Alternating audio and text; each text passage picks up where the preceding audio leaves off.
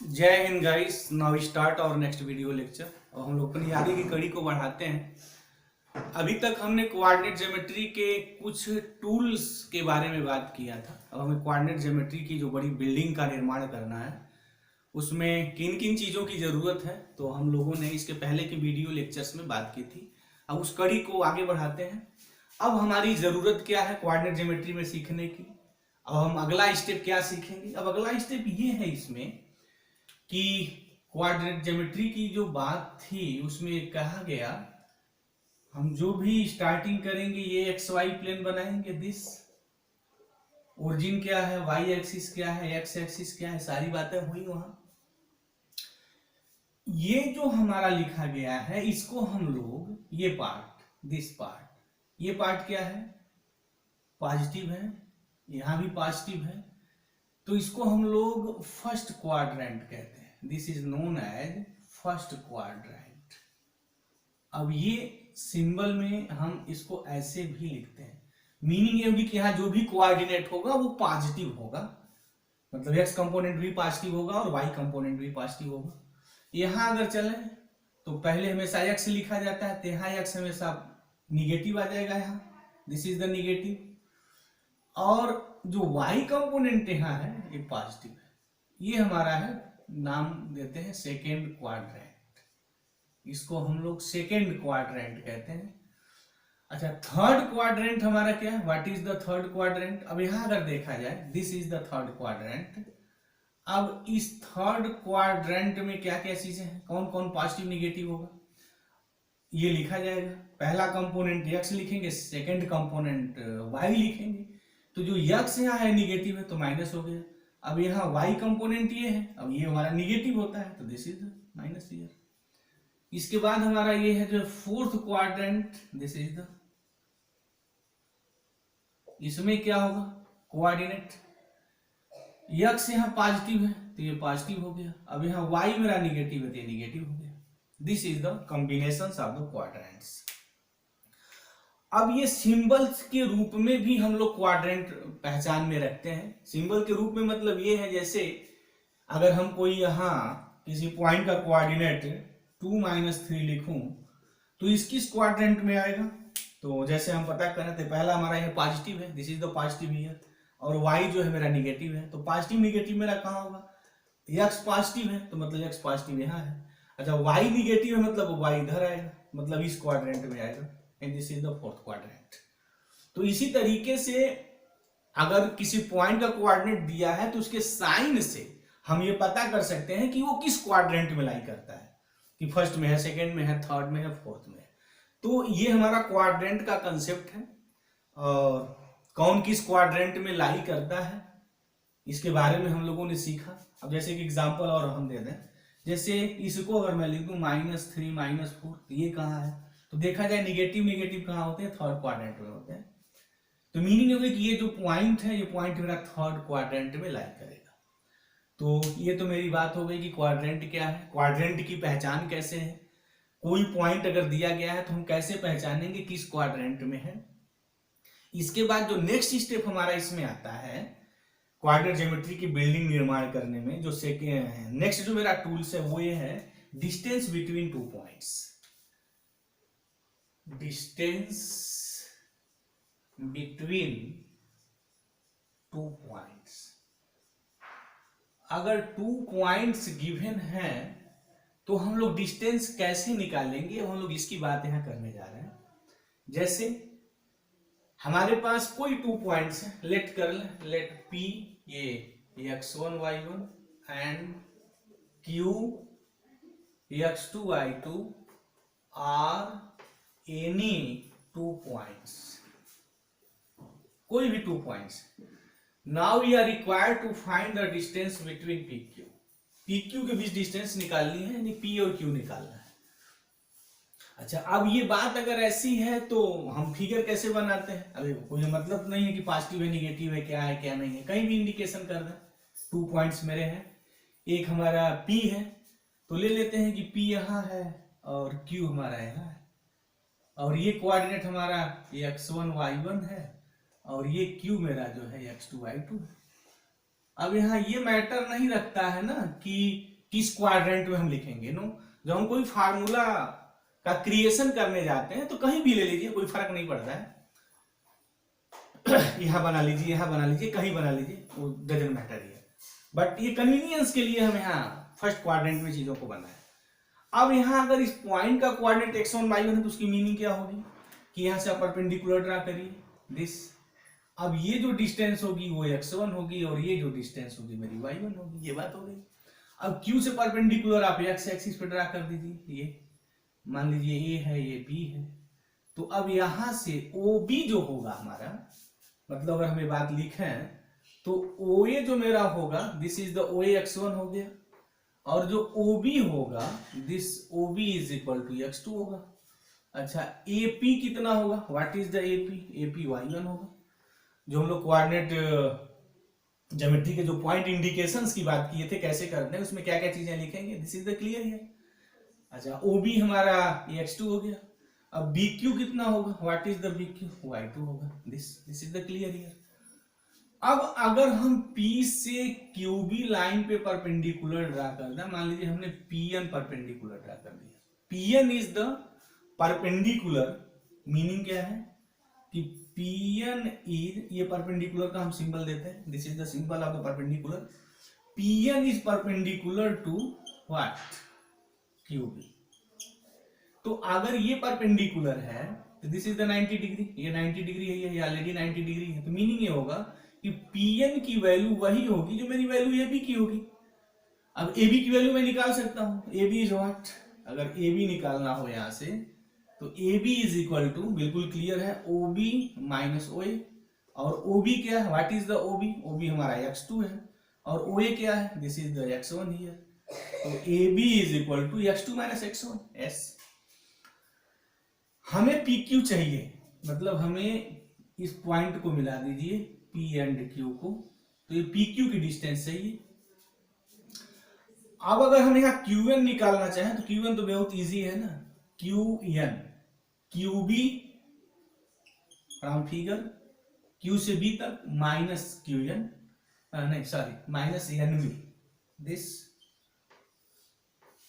QB क्या है, what is the QB? Q से लेके B तक मेरा दिस इज द QB और BQ बात एक ही है, this is the distance y2 here. और NB वही होगा जो मेरा ये होगा P and this is the y1 here. तो मीनिंग क्या होगी कि जो Q1 है हमारा वो y2 माइनस y1 है, this is the y2 minus y1। और PN जो है अभी हमने यहां निकाला, PN वही है जो मेरा AB है, this is the PN here AB। और AB की वैल्यू जो मैंने निकाली वो आ गई x2 minus x1। This is the only concept of the points. अगर हम पॉइंट्स कैसे इंडिकेट करते हैं XY प्लेन में, अगर इसका कंसेप्ट क्लियर है तो फिर उन्हीं सहारे से सारी चीजें यहाँ लिखी गई हैं। तो अब तो लिसनर को कोई डाउट नहीं होगा, कोई यहाँ प्रॉब्लम नहीं होगी। How can you right this? अब मुझे PQ निकालना है, तो बौधायन पाइथागोरस प्रमेय से, सिंस हमने परपेंडिकुलर ये ड्रा किया, ये यहाँ परपेंडिकुलर है, दिस इज द 90 डिग्री, तो PQN जो हो गया ना मेरा राइट एंगल ट्रायंगल हो गया। तो फ्रॉम ट्रायंगल PQN, अगर इस ट्रायंगल PQN से हम बात करें तो बौधायन पाइथागोरस साहब ये कहते हैं कि PQ जो स्क्वायर होगा this is equal to PN square base square plus जो परपेंडिकुलर है, मतलब ये QN स्क्वायर दिस। तो PN क्या है, what is the PN? PN अभी हमने निकाला है दिस, और ये मेरा है x2 minus x1 whole square plus QN is what, y2 minus y1, तो this is the y2 minus y1 square, this is the PQ square. अब हम यहाँ PQ की बात कर लें तो under root x2 minus x1 square plus y2 minus y1 square. Yes, अब ये मेरा जो है ना किसी भी 2 पॉइंट्स के बीच डिस्टेंस हो जाता है, दिस इज द फार्मूला। यानी अगर हमारे पास कोई 2 पॉइंट्स हैं, एक पॉइंट P है और एक पॉइंट Q है, और इनके कोऑर्डिनेट्स दिए गए हैं, P का भी कोऑर्डिनेट पता है, Q का कोऑर्डिनेट पता है, तो डिस्टेंस बिटवीन PQ कैसे निकालते हैं? अंडर रूट, एक शॉर्टकट फार्मूला की बात हम करने जा रहे हैं, अंडर रूट जो कंपोनेंट ऑफ जो एक्स है उनका डिफरेंस का स्क्वायर कर दीजिए, प्लस जो कंपोनेंट ऑफ वाई है दोनों कोऑर्डिनेट में उनके डिफरेंस का आप स्क्वायर कर दीजिए और उनका अंडर रूट लिख दीजिए, जो वैल्यू आएगी डिस्टेंस बिटवीन दीज 2 पॉइंट। सही बात मेरी है यहाँ, देखा जाएगा अगर यहाँ तो जो p का कोऑर्डिनेट है वो x1 y1 है और q का जो कोऑर्डिनेट है वो x2 y2 है, तो फिर क्या है x2 minus x1 square, meaning कि इस कोऑर्डिनेट का x कंपोनेंट और x1 क्या है, इस पॉइंट का जो है x component x2 minus x1 plus y component को वहां देख लीजिए। अच्छा एक बात यहाँ ये है कि जब हमने x2 माइनस x1 किया है ना तो फिर यहाँ y2 माइनस y बनाया, ये कोई मैटर नहीं है यहाँ, सिंस ये स्क्वायर है, this is the square here, तो स्क्वायर में हम y2 माइनस y1 स्क्वायर लिखे या y1 माइनस y2 स्क्वायर लिखे, बात एक ही होती है वहां। अगर ये 3 आएगा तो स्क्वायर 9 होगा, अगर ये -3 आएगा तब भी उसका स्क्वायर 9 आएगा।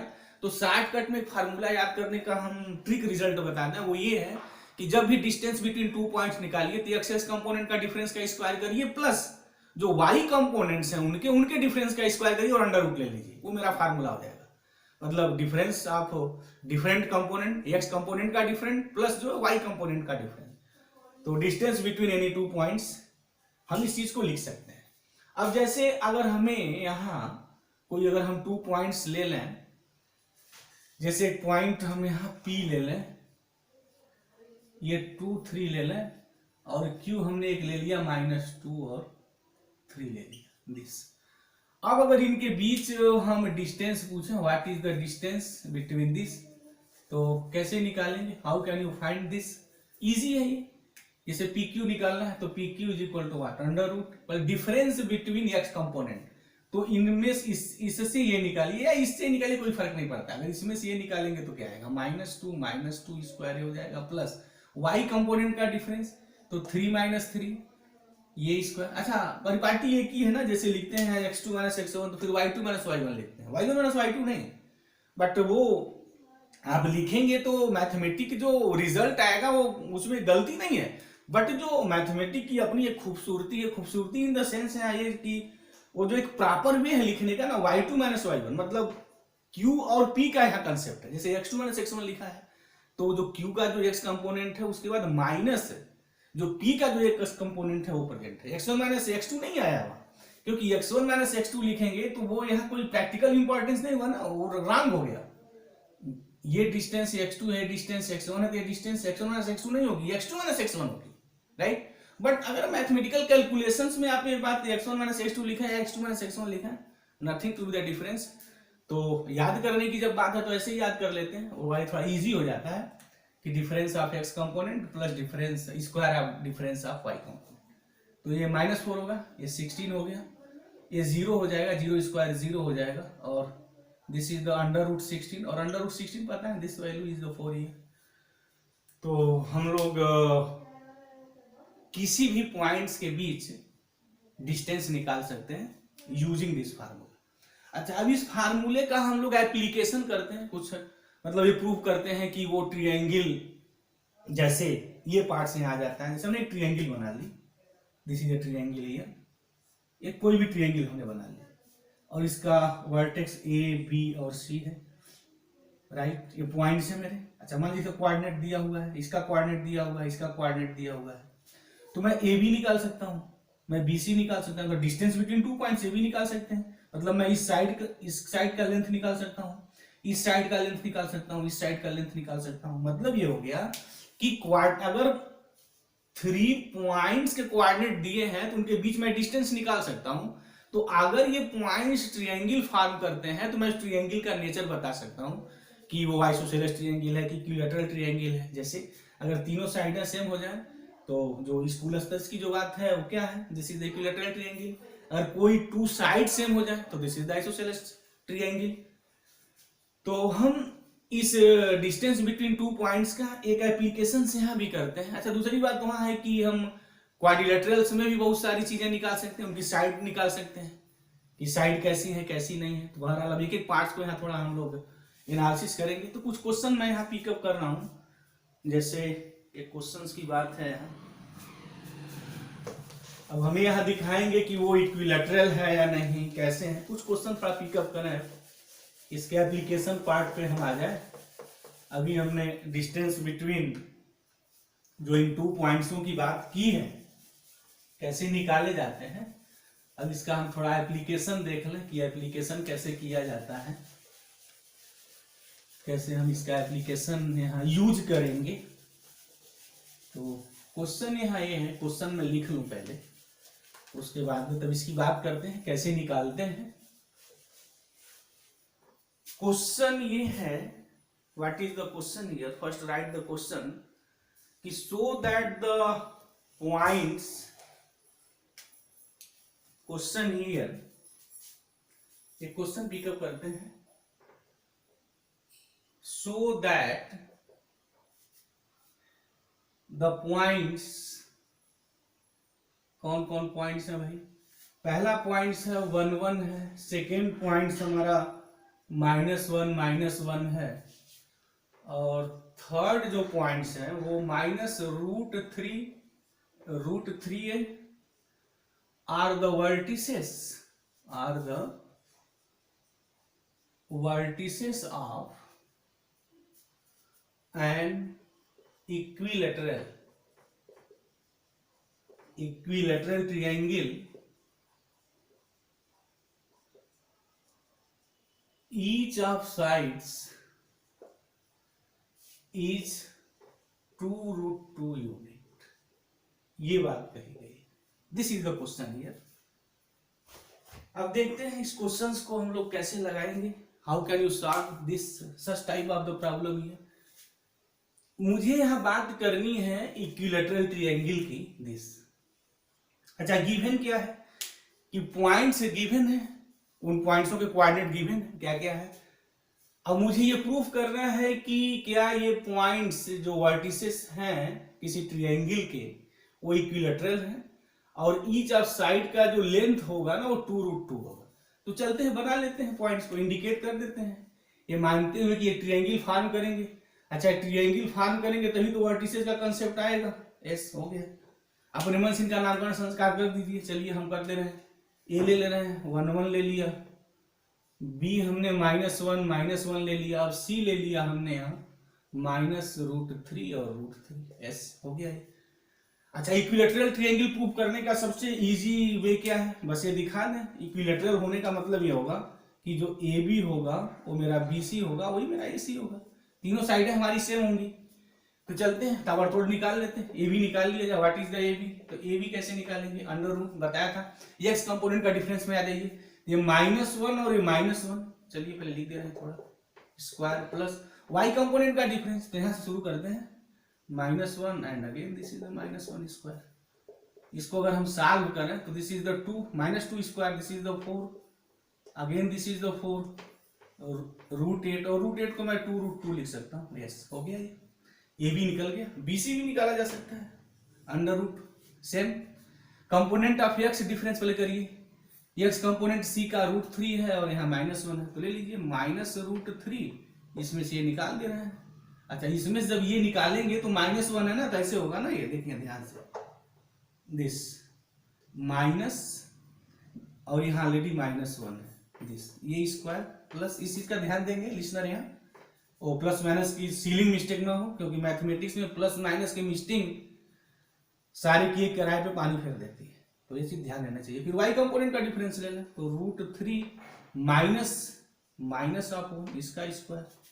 यस, देखते हैं क्या होगा ये, चलते हैं स्क्वायर कर देते हैं। अच्छा, तो ये ऐसे भी लिख सकते हैं ना, -√3, अभी तो +1 हो गया स्क्वायर, प्लस ये हो गया √3 + 1 स्क्वायर।